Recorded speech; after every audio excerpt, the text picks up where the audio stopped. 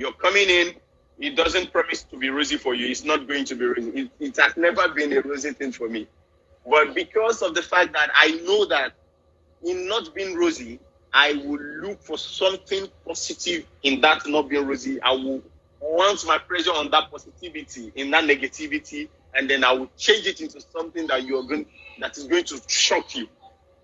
That has been my own way of reacting and then making things work. I've been paid 1,500 for a lead role. I've slept in the gutter because I went for an audition and my money finished, and there is no way I could get a bus to get me back to school at that time. And then I need to catch a sole from Ibadan to Agowe. At that time of the night, the bus says 400. I have 150 left. I have to sleep in the gutter right in front of one glow house in where Challenge now, the glow house. Yeah, Challenge. That glow house is not there at that time. I slept in that gutter, and one bus is no man party there. I slept there, and the next morning I woke up and got a 100 naira bus, dropped me back to school. So many. And you saved 150. Yeah, 150, and I saved, I saved 150. You like 15 naira. I got back to school. I started begging for money. A lot of challenges like that, but today we are not there yet, but we're not giving up, because that's my motto, that's my push. I won't give up on what I want. That thing I want must be positive. As long as I know it's positive and it weighs 80% of positivity, I won't give up on it. Kill me. If I wake up again, I will go for it again. Kill me. If I stand again, I will go for it again. If I have a wound due to that, once it heals, I'm going to go for it again until I get to that destination. Determination, and focus. Thank you so much for that explanation. So people out there, everybody saying, I want to become an actress, I want to become an actor. It's not a bad thing, but you need to count the costs before you start your journey. Okay, so to my next question, this is more industry related. And I know that you can only speak for yourself, but I'll still go ahead and ask. Right. I am a fan of morals. I'm a fan of content, good content. I'm a fan of quality movies. But in the last 5-7 years, there has been a downturn, in terms of delivery and quality content. What do you think is responsible for that? Because we lost it at some point, truth be told. At times we will talk and then we will hit who we are not supposed to hit, but it's just normal for us to be. It's bringing us to the topic challenging. The status quo. Because the truth about it is, there is a way it's being done, right from the status quo. There does not mean it is not a competition. It is not somebody challenging one person about this career, about this journey. No, that's not what we're saying. The challenging in that word is where the problem is, because that word is biased. Because that word is biased. Because somebody has been there before and this is the way they do it. And then this is the advantage it gives to them. And then at some point, there is the need for the change of it. But because you know that if you accept this change, that thing that comes to you may not come to you again. You alter that change, and that thing will bring a problem. It's just that is a typical example of what we're going through in Nigeria. Basically, the politics of Nigeria is all about godfatherism. It's a biased thing.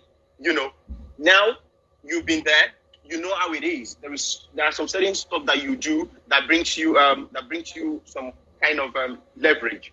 Now you are no longer there, but you have the opportunity of bringing somebody there. Now that person you bring there must give you a return. If that person tries to challenge that return that is going to give to you, because that return is wrong, but it is right to you, it becomes a problem to that person. You can all pull together to take off that person or put somebody else's there. That's because that challenge is biased, we will have problem. Now this is it. Everybody sees people on TV as famous, as people that are making it. Now, everybody wants to make it. Everybody wants to be famous. Whether they are prepared for it or they are not prepared for it, they want to be famous. A lot comes into the industry today, not because they see that job as a profession. It's just an hobby to some people. It's a joke to a lot of people that are there today. It's a joke. So, and you will take it as a joke. But because of the fact that you have an agenda of, I want to be known, basically that's it. Nothing else. I want to be known is what you have at the back of your mind. You will come there. You have money. Whether your story is good or your story is not good. Some people will take that money from you and produce it for you and make you the lead character. Whether you are fit for it or you are not fit for it. But because it's your money, challenge the bias thing we are talking about. Because it's your money. You are biased because it's your money, you must play the lead. Why? It's your money, but you don't fit the lead. Why not play something else? It's your money, this is the story you want to tell, but this is the story you can carry. It's the story you can carry, but you may not be able to carry it well. The story you can carry, plus the situation of things they didn't go hand in hand. We can actually change the story and put somebody else to play it, but you don't want it. So we'll drop a lot of wrong stories. We'll drop a lot of wrong actors. And this is not throwing a banter to anybody. This is throwing a challenge to every one of us that we can change the story. We can be better. Let me ask you. Right.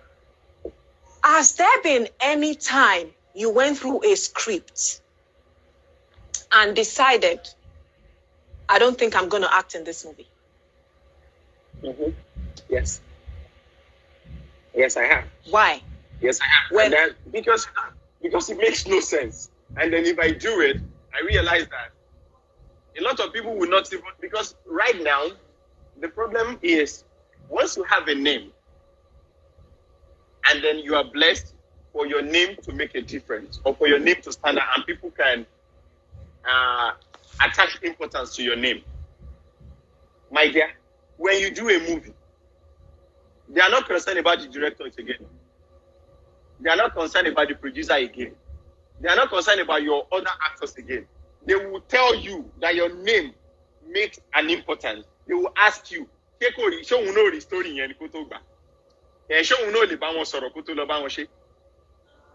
I have fallen a victim of that. And some of my friends will have to call me and be like, Let me ask you a little bit about the Prime Minister's son. Did I get that right? Yes, the Prime Minister's son. What inspired that? And I think I was on your interview when you said you had to play like 13 or 18 roles all by yourself. Can you tell us a bit about that before time goes? Yeah, because basically I've been doing movies and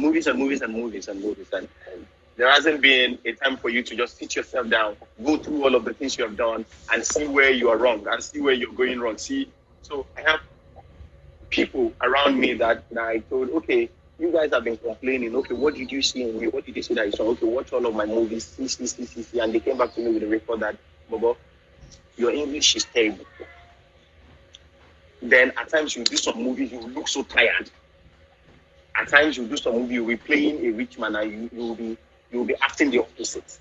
So, Bobo, you need a break. Go on a break and work on all of this stuff. So I had to go on a break.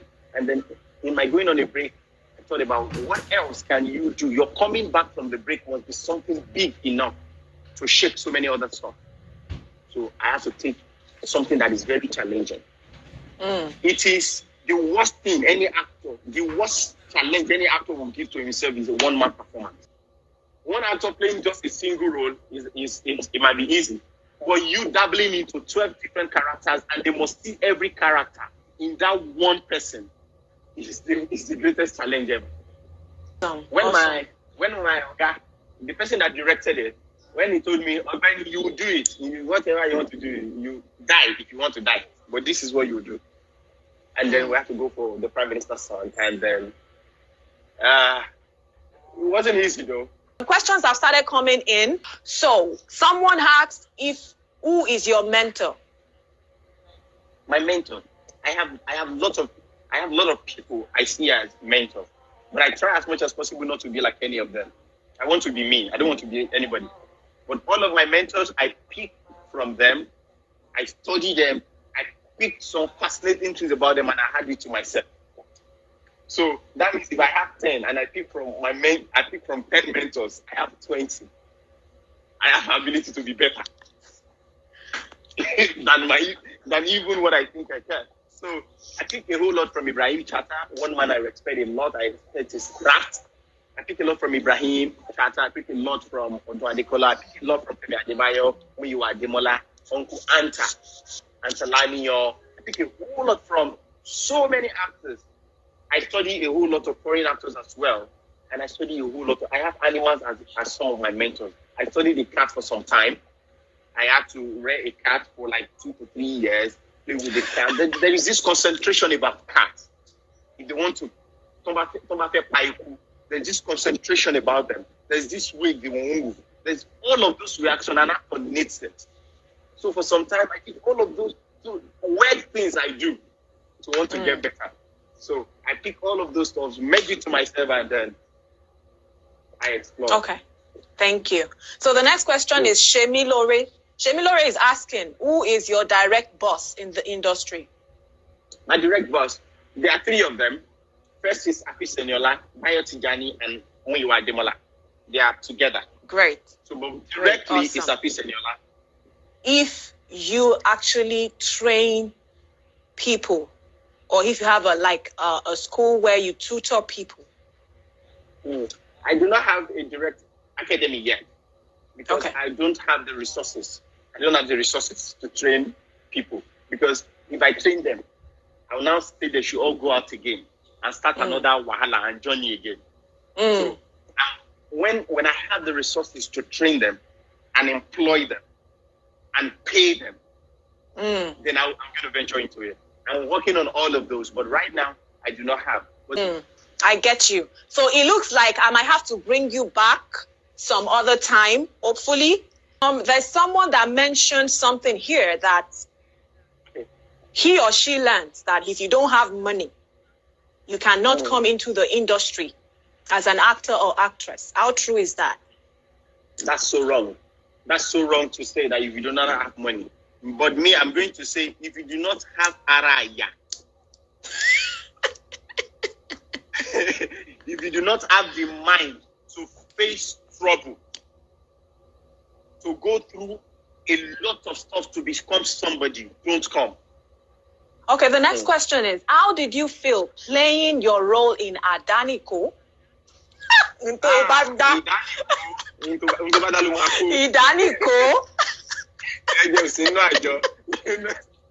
It's another way to explore things, you know. When I was given that role, I was actually going to play it like a normal Elijah would do. But in as much as you're trying to pass a message, the director wants comedy in it. The director wants comedy in it, and the comedy has to be a serious comedy.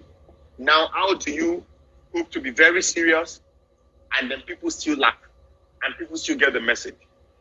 So I have to take a flashback. That my work is a work of one woman. We call her Yoni Momo in our area. So I have to take a flashback to her and pick the way she walks. Then I have to take a flashback to a friend of mine that speaks exactly the way Daniko was speaking. So that takes me to another question that I think I read on here from the Lavender Me. I think she was asking about you diversifying your roles in future movies. Like, do you plan to do that a lot? Yes, of course. Because that's the relevancy we're talking about. That's the change we want. That's the stuff we need to imbibe in the people that are coming behind us. I am not scared of the people that are there right now. I am so scared of the generation that are coming behind us. Because if we do not, someday those in front of us will go. And and then they say they will leave the industry in our own hands. What are we doing to those that are coming? How much training are we giving to them? If we train them wrongly, we will meet it there.